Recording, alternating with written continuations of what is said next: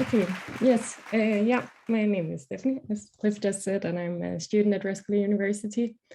And I'm currently writing my master thesis with Carsten Levesen as my supervisor.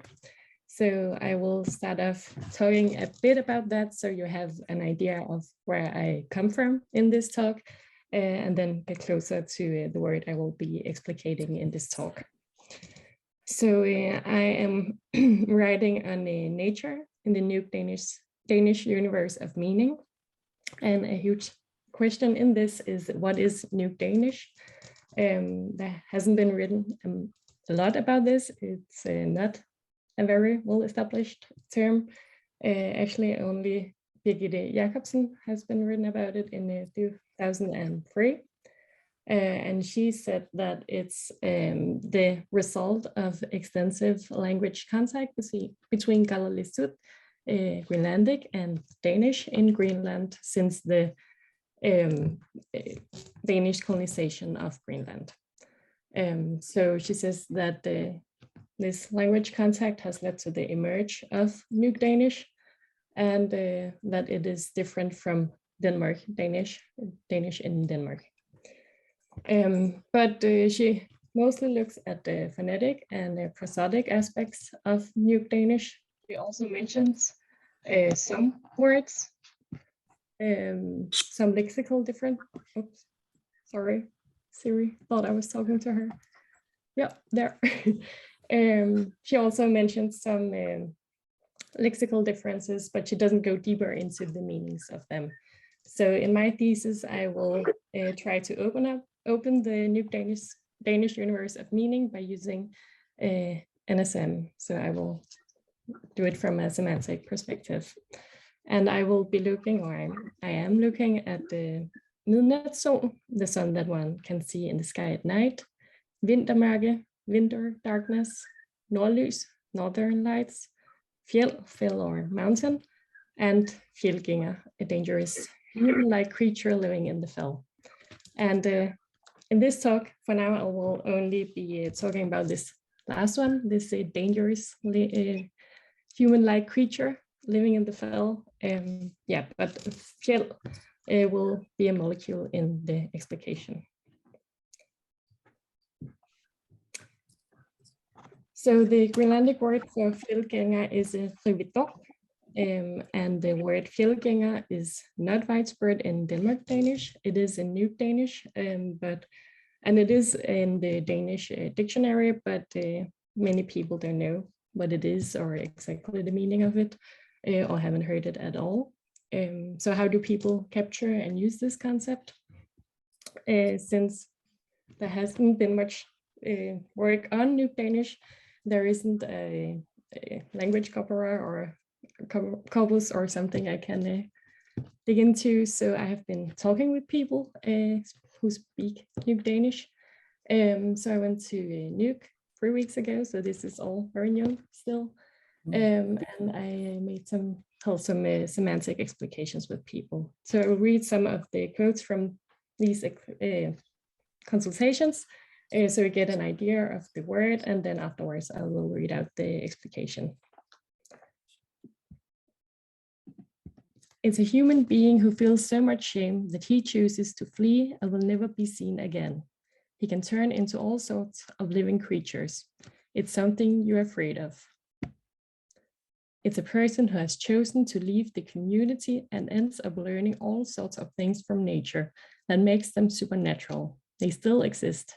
They are scary and dangerous. If you meet a fjeldgænger, then they will take you, and then you will never be found again. They are dangerous. It is said that those who go out in nature to get away from it all are the ones who become fjeldgænger. So this is my explication of fjeldgænger so far. And it is based on the semantic template for non-human being concepts developed by Sandy Habib. And I'm using Nuuk-Danish molecules in it, but I have tried to roughly translate them here. So I will read it out loud and afterwards go tell you about each component. A being of one kind. Many people here in Greenland think like this. There are beings of this kind. When people think about a being of this kind, people can say things like these. Before this being of this kind was this kind, it was like this. This someone was like other people. This someone lived like other people in a place where people live. Sometime after this someone didn't want to live with other people anymore because this someone thought like this. I am bad for these people. It will be good for these people if I don't live here. Because of this someone does not live with other people anymore. This someone now lives in the hills or the mountains. When this someone has lived in this place for some time, it can be like this. This someone is not like other people anymore. This someone is now a being of this kind. A being of this kind is bad. A being of this kind can do things of many kinds, like animals or creatures. People can't do these things. A being of this kind can fly. A being of this kind can run very far in a very short time. A being of this kind is very big, not like people. At some times, a being of this kind can have a body like the bodies of people. At other times, a being of this kind can have a body like the bodies of animals or living creatures. Some people can think like this. A being of this kind has a face like faces of people. Some other people can think like this. A being of this kind does not have a face. A being of this kind wants to do some very bad things to people. If someone is not with someone else in a place where beings of this kind live, a being of this kind will do some very bad things to this someone. It can happen like this.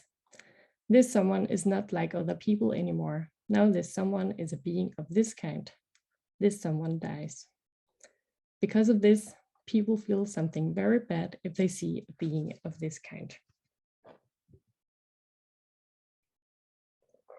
So the first component is a category, and fjellgængere are human-like beings, both physically and mentally.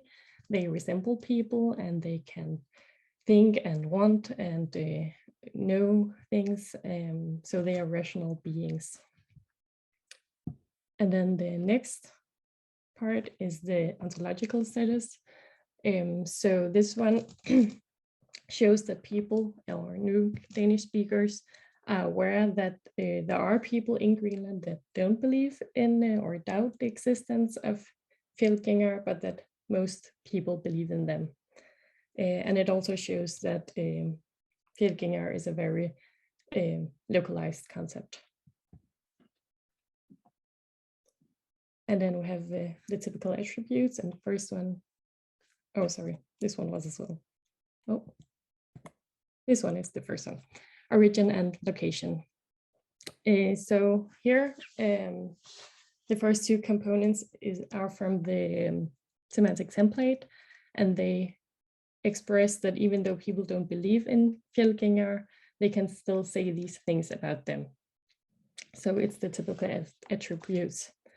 And the first thing is the scenario, how people turn from a normal person to being a fjellgænger. So they are a normal person living like a normal person in a place where people live. It could be a local community or a city or a village. But then the person doesn't want to live with other people because he thinks he's bad for them. It could be several reasons. Maybe he did something bad, or he doesn't feel like he's enough for his family.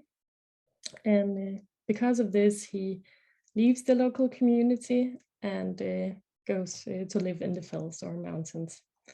And after living there for some time, he transformed into this fjellgænger. The location is here in this part where it says that he now lives in the fells, and it's a part of the semantic template. But this part about the origin is not a part of the template, but it is a part of Sandy Habib's explication of a ghost. So maybe if more words like similar words also have this part in it, it could be considered adding it to the semantic template. And then the next one is the nature of this human-like being, and it is bad, they are evil.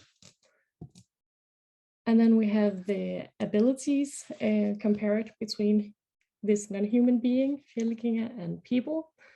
And Fjeldgænger, they can do many things like animals. It is with the people I have spoken with, they always mention this, like animals. And the examples they come up with is always that they can fly and that they can run very fast. So I have added that to the explication as well. So this is also what's made them supernatural. And then we have the visual representation. This is how Nuuk-Danish speakers visualize Fjeldgænger.